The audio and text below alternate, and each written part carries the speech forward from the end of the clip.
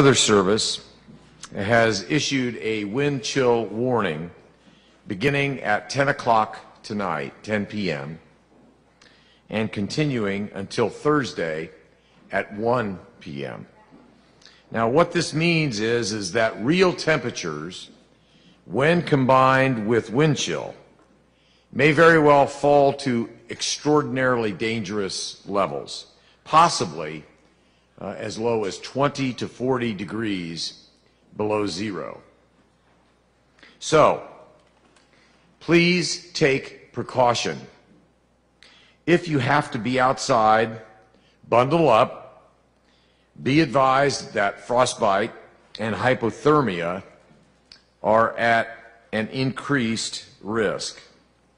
And at these temperatures, even 10 minutes of exposure may very well be harmful. And I want all residents of our city to be mindful of that.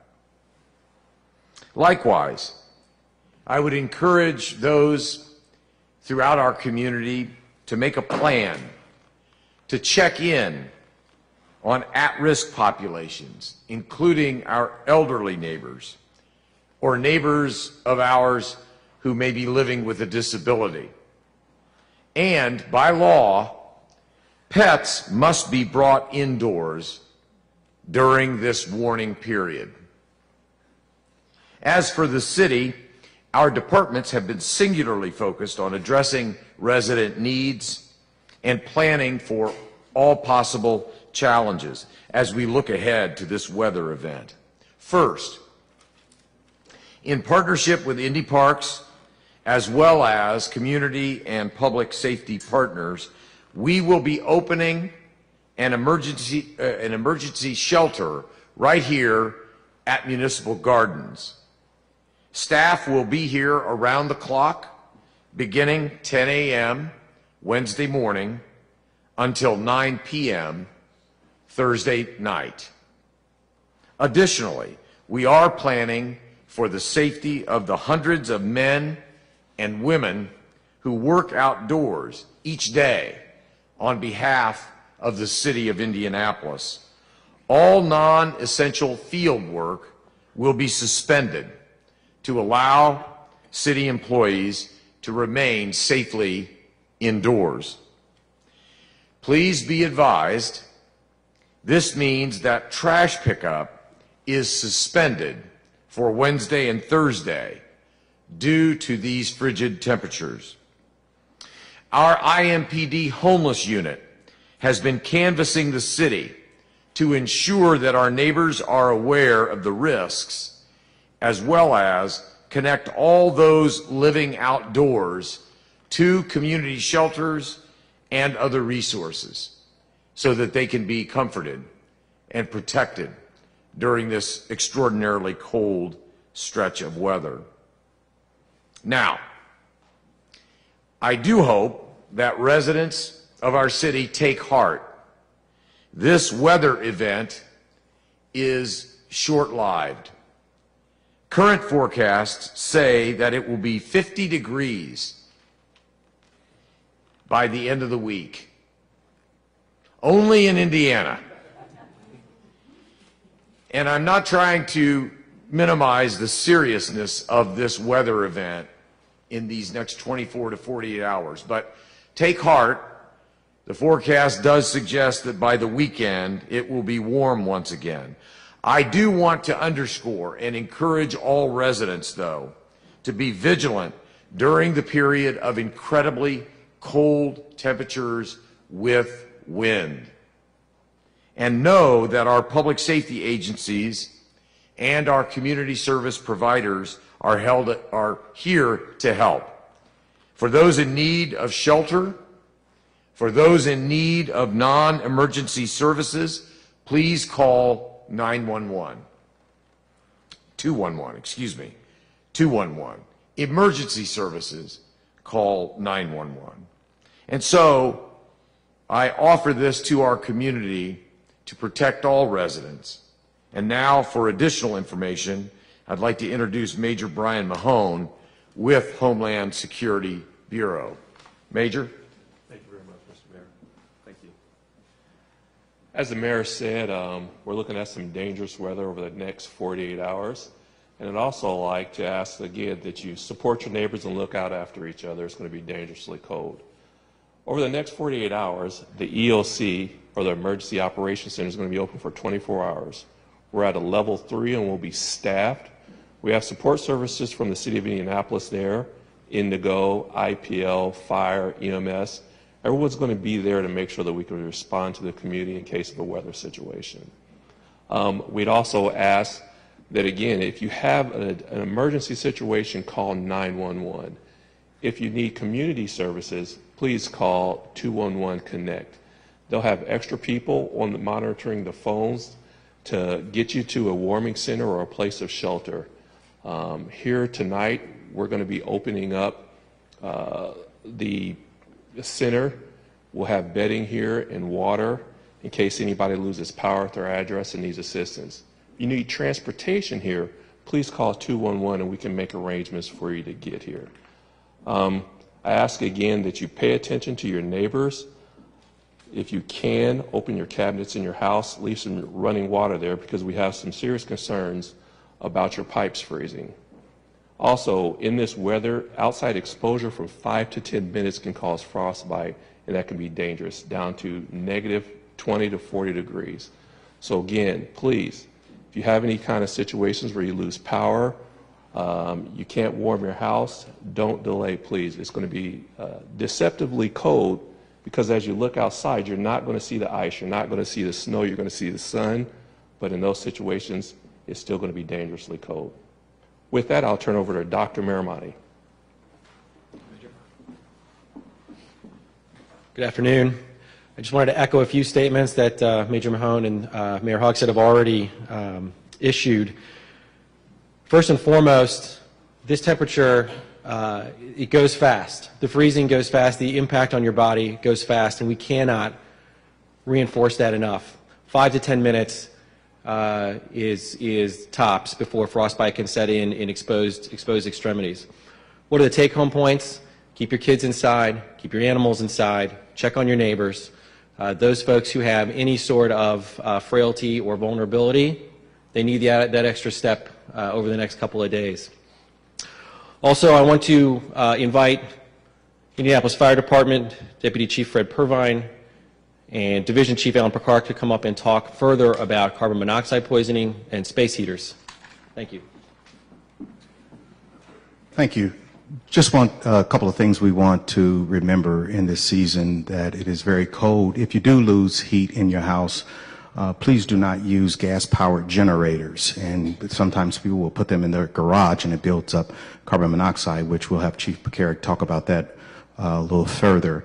Also, one of the problems that we're going to have is with businesses, with their standpipe systems, with water in them. Those are going to freeze, and you're not going to know it until Sunday when it starts thawing. And so that's going to create a lot of problems. So we're asking businesses to check on your fire protection system, make sure you have the proper, those areas that they are heated, because the pipes will freeze during this period of time. And about Sunday is when they'll thaw out and you'll know that they're frozen. And in that case, then we would have to do a fire watch, but because they have to shut the fire protection system down. So we're asking that you pay attention to those things. With space heaters, if you do choose to use a space heater, please keep it 36 inches away from any combustible item. Keep an eye on it. Watch your pets that they don't knock those over and create a fire. And for those of you that are avid fishermen, please wait till the spring or wait till later to go out on the pond. I know they're frozen and you want to do ice fishing, but save that for a little later if you would. So at this time, we'll have Division Chief Picard come and speak a little more about operational issues.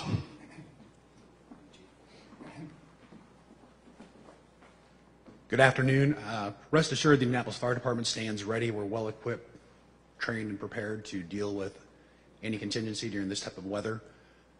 We have a number of measures in place to ensure adequate services provided throughout the weather, including extra resources, including staffing, manpower, apparatus on standby. Work in conjunction with our partners at IEMS and Citizens Energy, we will provide our full complement of services. Citizens Energy will respond to any working fire event to ensure the hydrants work and that they are shut down and maintained appropriately so they'll be available for the next use. We have heaters, all sorts of different things available to ensure our people are able to continue to provide the services the city counts on so much. Chief Purvine already discussed the space heater issue. Let me reiterate one more time. A minimum of 36 inches, please, in all directions around that space heater. If you're going to use those to heat your home, it is imperative you have a carbon monoxide detector in your house if you're going to use a space heater. They're available from all major retailers. If you cannot find one, call our IFD headquarters. We will work with you to get that done. Thank you much. National Weather Service, Mr. McCarthy. Thank you. I don't know what else to say that's already been said, other than the wind chill warning that we have issued effective at 10 o'clock tonight and running through tomorrow into Thursday morning. One of the things that we're noting is, first of all, a reminder, well, last year we had a night that we were to 12 below zero, and we had some problems then, of course, and this is one of the coldest winters we're comparing back to January of 1994. When you look at temperatures in this kind of high pressure system that is coming down with these winds, obviously the farther north you go, I don't know if you've heard, but wind chill factors up in Minnesota, those are hardy people. Wind chill factors of minus 45 this morning. So that is very cold, even to the point where even they were shutting schools down and city services as well. Some of that air is going to clip through central Indiana during the next 48 hours. And I do share with the mayor, looking forward to low 50s by Sunday. But in the meantime, I really express that this forecast is something to pay attention to. There are lots of things that you can do that we're posting on our website at weather.gov/IND that you can follow along and keep an eye on the temperature. Looking at Wednesday morning, we're looking for a high of 2 below zero, which could be a record low high or max temperature for that particular day. So this is going to be record setting or close to record setting as we come into the tonight going into tomorrow and Thursday morning.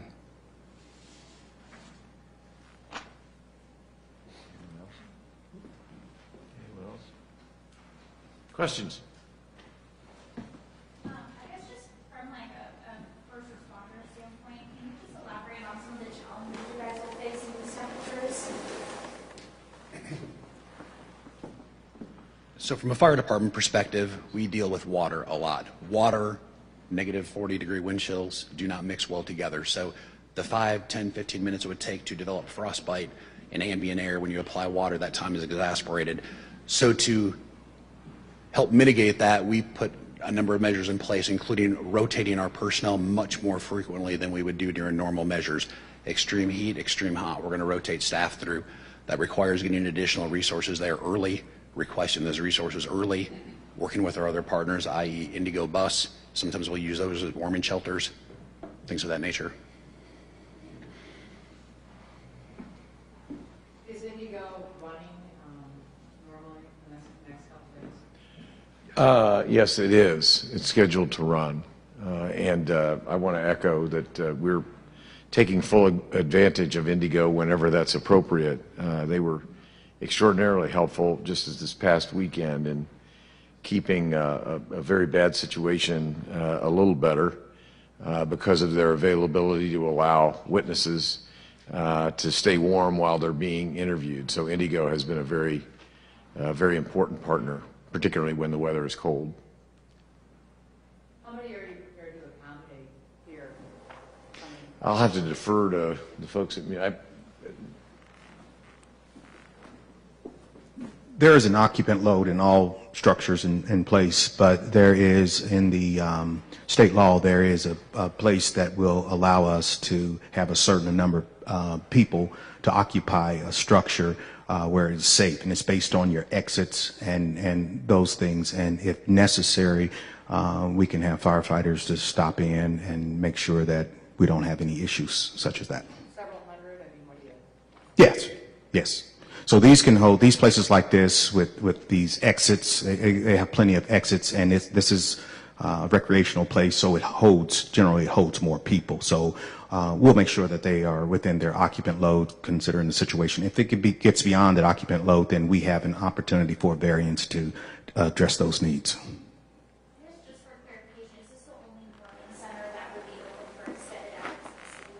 We actually have also the IMPD JTV Hill Center is going to be open. We're going to use that mainly as an overflow in case some of our places get full. And also we're working with our partners with Red Cross and Salvation Army to find other locations that we can use if the numbers get too large. Will that be open during normal business hours, or again that extended? They're going to be open during normal business hours. We're a little concerned for at night because during the day there's a lot of places we can go. Our weather plan usually supports like malls, libraries that are normally open. After dark, a lot of places are closed, so we want to make sure that we have some place for people to go in the evening. And that's why we're getting cots together just in case we have overnight visitors or overnight guests, in case we have something like a fire or, again, IPLs on the phone with us to make sure we lose power somewhere. That could be really dangerous in this kind of weather. Well, we're duly warned. We'll make it through, I have no doubt. But as the Scout motto says, be prepared. And thank you for helping us pass the word to all residents of our city.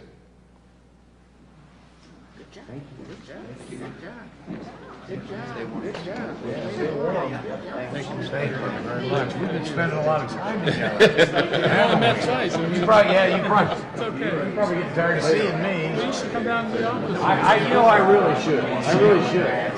Thank you.